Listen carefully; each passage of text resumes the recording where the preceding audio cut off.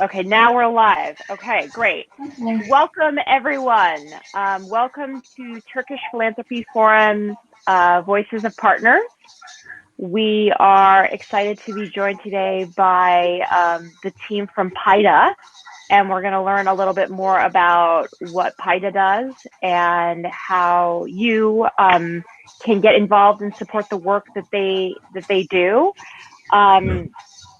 As always, I am Ingmira Bayrasla, and I am the host of all of these Voices of Partners discussions that come to you every month. And one of the reasons that we're doing this, obviously, is because amid COVID, we're not able to meet in person and actually engage with our partners and all of our TPF supporters as we normally would.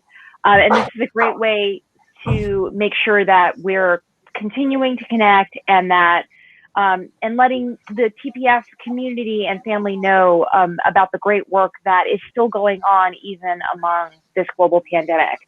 And today we are joined by Bora Tokyay, who is one of the founders of PAYDA, Burcu Tuncel, who is a longtime TPF donor and one of the Tashman Scholarship recipients at Columbia Business School, and by Dilbeste Alam Medin, who is a board member at PAYDA. So welcome to everyone. Bora, I wanted to kick off with you. Maybe you can tell us a little bit about what PAYDA is and the work that you do in Turkey. Okay, sure. Thank you, and thank you for hosting us here. I think this is going to be a wonderful chat. I hope for all of our listeners and the whole audience will enjoy it. So, at PAYDA is an organization association that we started about 10 years ago, and it's started out from the realization that actually, as people coming from different communities, we're not all that different. The term polarization was not that widely used at the time, but we realized that there are things there are some forces out there that are trying to polarize us, but we don't have to go with that. We can actually resist that. So we started out working on projects that bring different communities within Turkey together on a common platform. And with that mindset, we started these projects that find a common platform, such as education, such as arts, such as cuisine, and so on. And through that, what we strive to do is bring different people from different backgrounds together to establish a long-lasting relationship.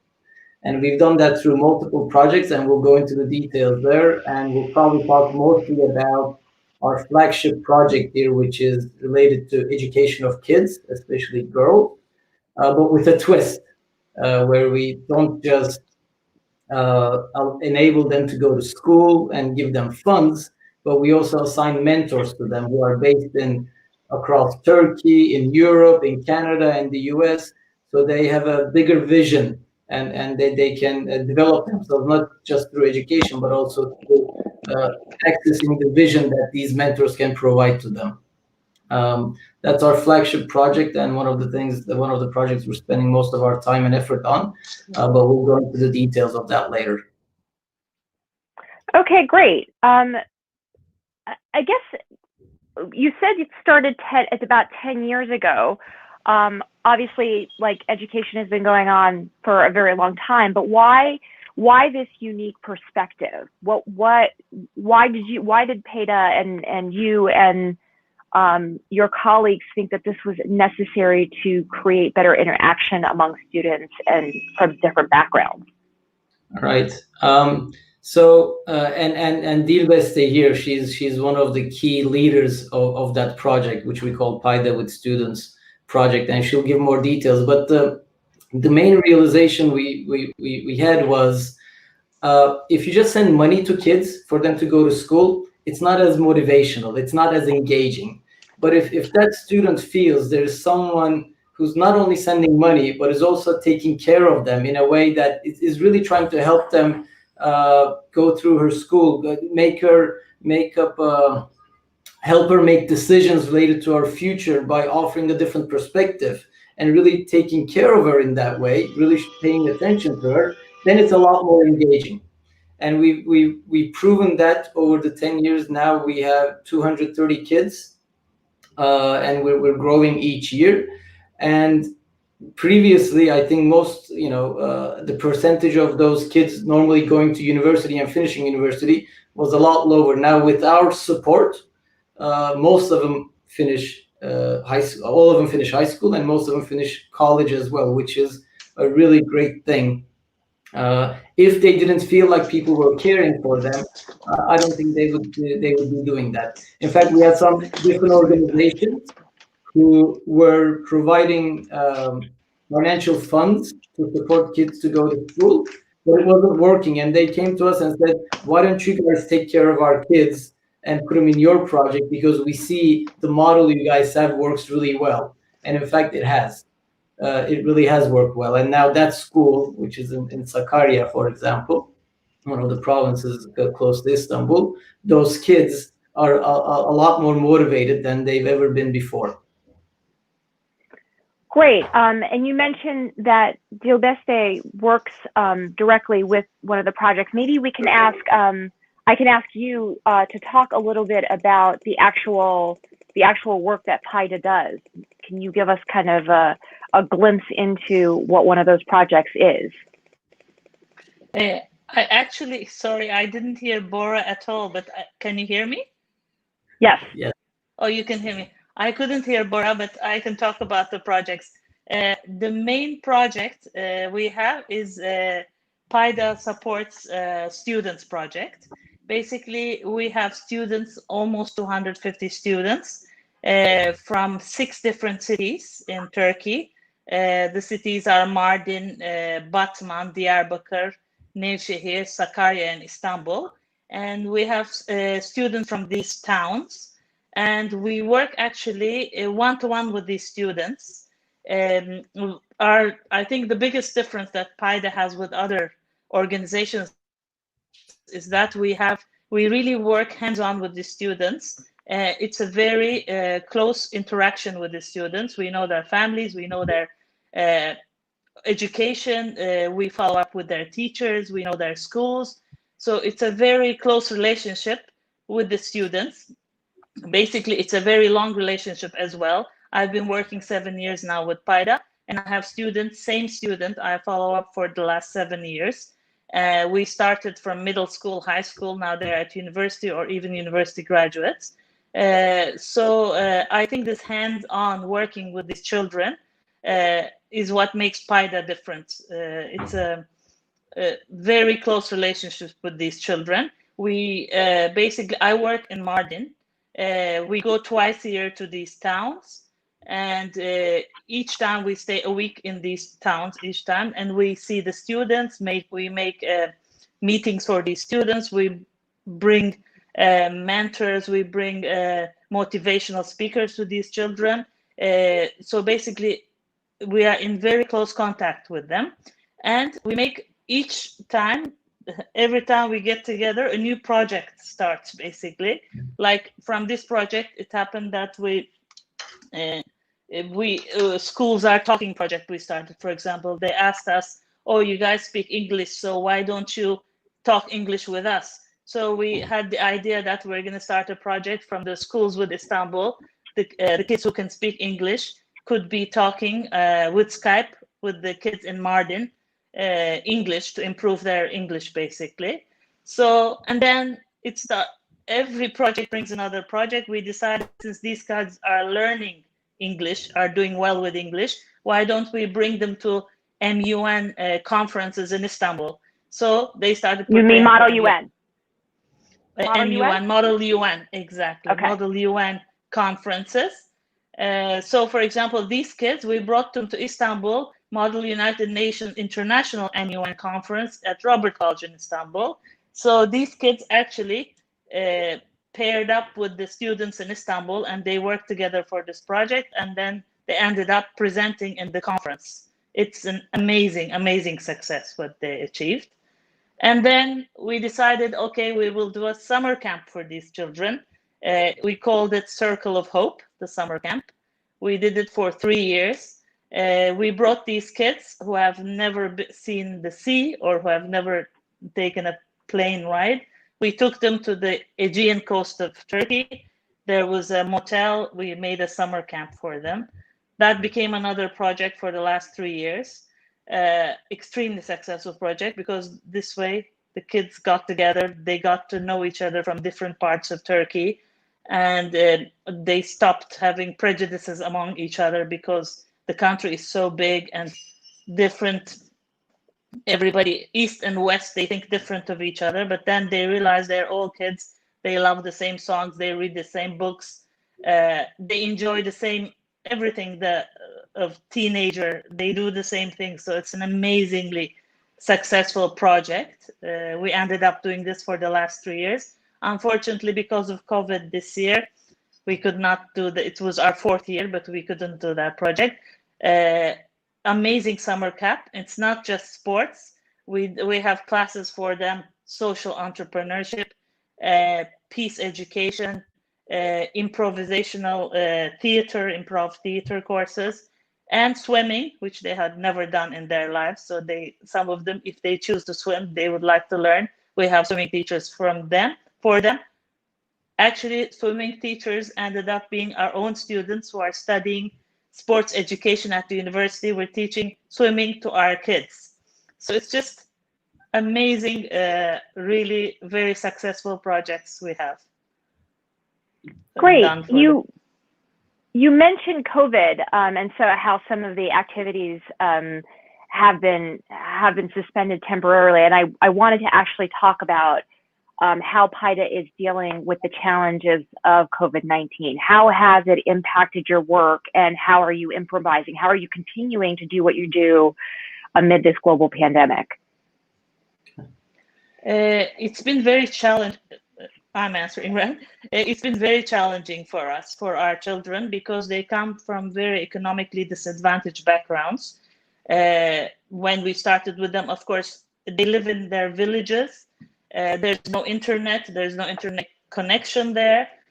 Most of our kids don't have laptops or tablets. So this was a big challenge for us, because all our kids who were even in the universities in the big cities, they ended up coming back to their villages, and they can't follow the education from their villages. So it has been extremely challenging for us, this COVID. But this made us start new projects, basically, how to fundraise for to get laptops for these children, to connect internet to their villages, houses. We had to improvise lots of things for them to be able to continue their education, basically. Yeah, I think. But at the same time, they learned how to do, thanks to technology. Slowly, they even did Zoom conferences with the children. Since we couldn't visit them personally, because we go there twice a year, we started to do these Zoom conferences with these children, and bringing them motivational speakers that we couldn't actually bring them in person to these towns. So they got to listen and learn from very different people all over the world through technology, basically. Bora, did you want to add to that? Yeah, well, yeah, Dilvesta touched on it in her last sentences. But as an organization that gives huge importance of bringing people together, obviously not being able to do that physically, we were like, darn, what do we do now? I mean, we were kind of shocked when this whole thing started. But just like a lot of people figured out ways of how to run their business in the business world, we sat together and said, okay, then what can we do? And as Dilbesta was saying, some of it actually, even though we weren't able to go to those cities and enjoy those people, what we were able to do now, instead of visiting one city and having students only from that city participate or engage with us, what we were able to do was, over the internet, bring kids from different cities together and us together, which we've never had the opportunity to do before. So some of these things, it opened new doors for us. And what Dilvesta was saying earlier, with enabling them access to, giving them laptops and tablets, which is a huge challenge for us, by the way, because as you might imagine, it's quite expensive. And also, in Turkey, we're running out of stock. A lot of, everybody's looking for laptops and tablets. But thanks to our generous donors, we've been able to supply some tablets and laptops to our kids. With that, now they're not only accessing education, but they're accessing us. They're accessing their mentors who are, living in North America or in Europe, in the UK. And as Dilvesta was saying, we were able to bring some speakers. Like we had one person who works for McKinsey, for example. He held a Zoom conference. We wouldn't have been able to bring him to Mardin maybe, or to any of the other cities, but we were able to host them much, easily on the Zoom conference. So there were some advantages that we were able to exploit as well, simply by enabling these kids to connect. That's great. It's so important. I think a lot of people forget that Turkey is such a big and such a diverse country. And so, connecting students from Mardin with students from Istanbul or different parts, I think it's so profoundly important, just as it is here in the United States. Obviously, the United States is a big place, but I don't get to connect with people, obviously, in the middle of the country or on the other side on the Pacific coast. So I think that what you're doing is really terrific. I want to bring Burcu into the discussion. Burcu, I know that you have been a very active TPF donor, and you have been very active, particularly in raising funds for PAYDA. Can you talk a little bit about what's motivated you to particularly focus on this NGO, and what is inspiring about the work that they do? Yes. First, I with Haldun and Nihal Tashman in 2004 when I received the Tashman Fellowship to attend Columbia Business School MBA. And then at the same time, we were working with Özlenen Hanım at the Robert College Alumni Association of America. So I kind of got to know these great people. And then in 2007, they started TPF. And then, basically got to know the organization from the start. And then Mete and myself wanted to do some donations, and being in the US, it was always appealing to do it in the tax exempt format. So TPF was already enabling that.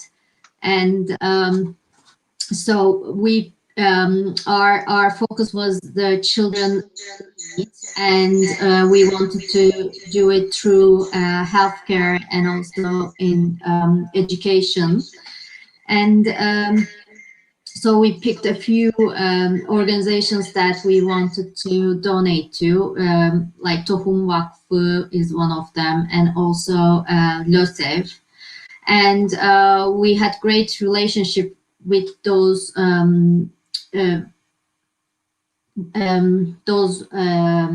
organizations, because TPF was following up on the progress and giving us reports on how our donations were used. So that's how we started with TPF, basically.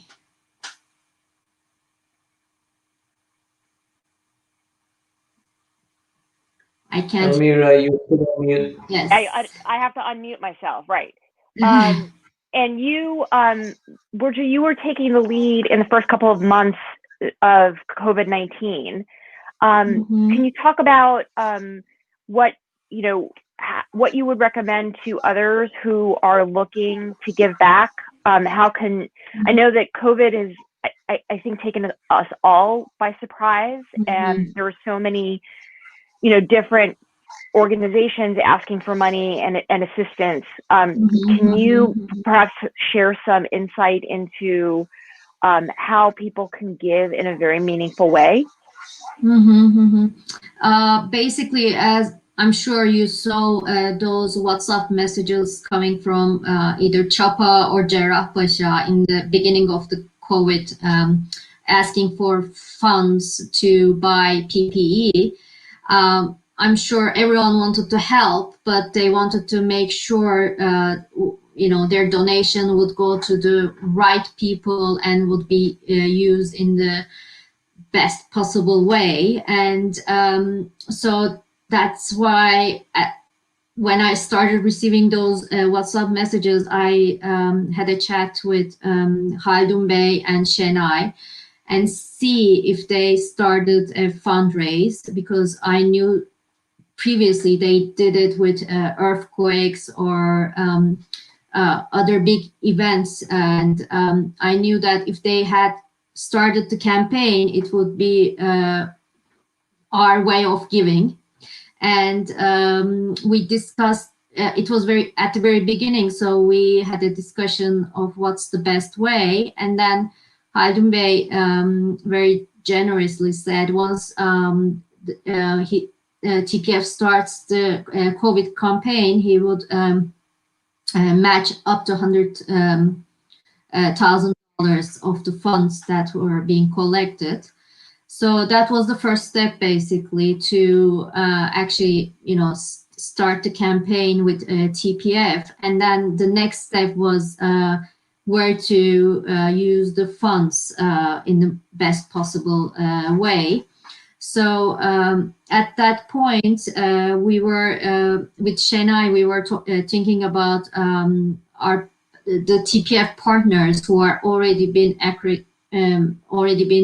done with the due diligence, which takes a long time for TPF. And at that point, we came up with PAYDA.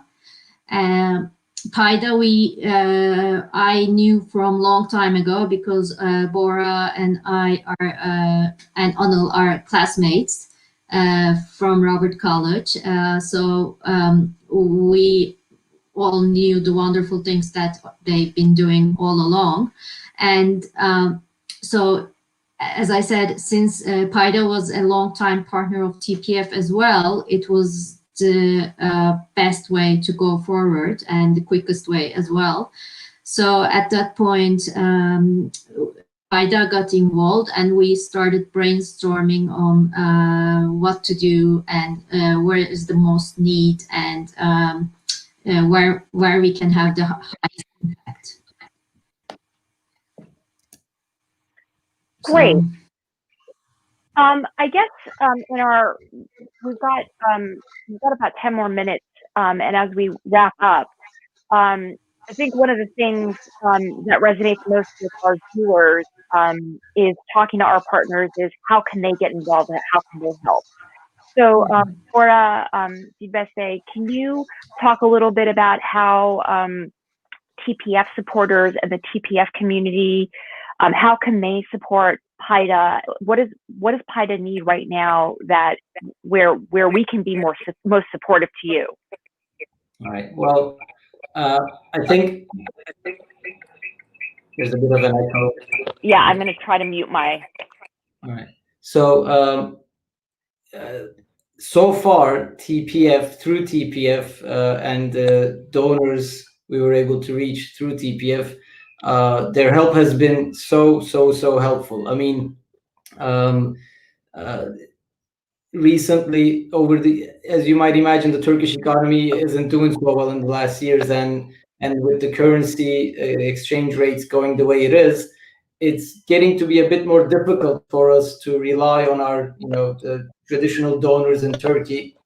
And as we grow our project, as we grow the number of people we're able to reach, our expenses are going higher as well. If it weren't for TPF and the donors we have mostly in North America that donate to us through TPF, I think we would have really struggled. Some of I do want to point out particular people, especially there's a new organization called Türkiye'nin Eğitimli Kızları, or Turkey's Educated Kids, led by Mr. Onur Karayal, Serhat Seçmen, Berkin Kolol, and Safet Özbalcı. They're in New York City. And through them, we've been able to get so much support, and they've been able to reach out to so many people in New York City and around, and providing us with so much support. Without that, especially with these laptops and enabling kids to go to school, we would have really struggled this year, because for the first time, some of our traditional donors weren't able to donate as much as they used to in the past. So that is still one of the main ways people in the US or TPS supporters can support us. Right now, the main thing we are really pushing for is getting laptops and tablets to these kids, as we spoke earlier, so that they can access education like their counterparts who are not disadvantaged economically, and also they not only access education but also access their mentors that they've coupled up with through the PAYDA projects. So that's our big focus right now. We have many campaigns running for it, including a campaign on the TPF website. That's the main thing we're pushing for right now. The second thing I would say is this mentor to student relationship is extremely important. And I know a lot of people might be thinking that, oh, I'm in the US, how am I going to talk with kids in Turkey? Well, we have so many mentors who are outside of Turkey, and they have such a good relationship with kids that that should definitely not be a concern. We have trainings, we have many things in place we've developed over the last 9 years that make this work. So if anybody's interested, I would really encourage people to come in and give their time to that. We always talk about how the kids are benefiting from it, but one of the main, a lot of times we have this conversation internally as well with our mentors and ourselves.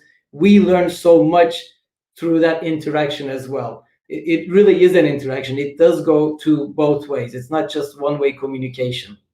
So it's those are the two things I would like to point out to TPF supporters. If they want to help us, those are the two things we really appreciate help on. Dilbeste? I agree with you. I think thanks to TPF, I think we are able to survive this whole COVID and economic crisis. What's coming from the States is the funds that's coming from the States are really what's making us going, basically. We really want to thank TPF for this.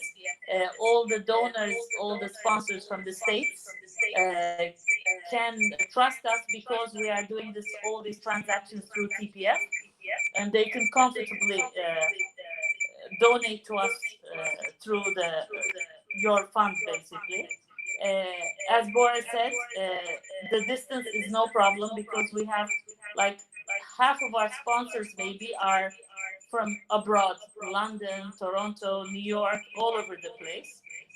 The distance is no problem as long as there is the WhatsApp technology, Zoom, now that our kids are also getting laptops. The interaction is amazing, and we learn. It's an education for both sides. The kids learn from us, but we actually learn from these kids as well. It's an amazing interaction with these children. All of us are getting educated together. Yeah, I mean, I'll say something personal there. I didn't realize I had prejudgment towards certain people until I started talking to them, until I started having dinner with them, having lunch with them. I realized that without realizing, I thought I was a very open-minded person, lived in many countries, blah, blah, blah, blah, blah, blah. But I realized that I had some stereotypes in my mind which were so incorrect. And I had some prejudices against these people. It was so unfair as well.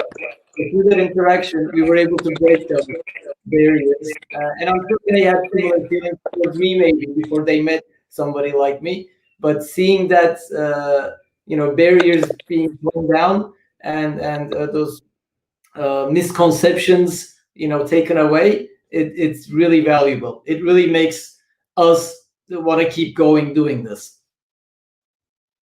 Well, I'm so grateful that you're doing this work. I have to say, I've been involved with TPF since the very beginning. when it got off the ground. And one of the reasons that it compels me, I'm a Turkish American. I was born and grew up here in New York City. My parents were immigrants from Turkey. And aside from going on summer vacations there was really no other way to connect with Turkey, and TPF provided that wonderful opportunity. And I think organizations like PAYDA provide a further connection for people like me to actually get to know people in the country and to have that connection. And the very idea of connecting people across different cities and getting to know their different backgrounds and their different life stories, to me, is personally inspiring. And so I would love to actually personally get involved in being a mentor. So I'd love to be able to talk to you about that. But to all of our viewers in the TPF community, as you can see, TPF has a number of really wonderful partners that you can support. And in doing so, support all the great work that is so absolutely necessary in Turkey, especially amid COVID-19. And so I hope that you will give PAYDA a very close look and enable them to continue making those cross connections that are so very vital in all of our lives. And I know that that is something that will make Turkey stronger. I know it will make Turkish society a much stronger place. I want to thank all of you for all of the terrific work that you are doing. It's always such a pleasure to host these discussions and get to know the partners a little bit better. So Bora, Dubeste, and Burcu, thank you so much. And thank you to the viewers who have tuned in. We will be back next month with another Voices of Partners. Please follow us. You can donate on tpffund.org, and you can follow us on different social media channels on Instagram, Facebook, and Twitter. And until next time, I'm Enmira, and I will see you next month. Thank you. Thank you. Thank you so much.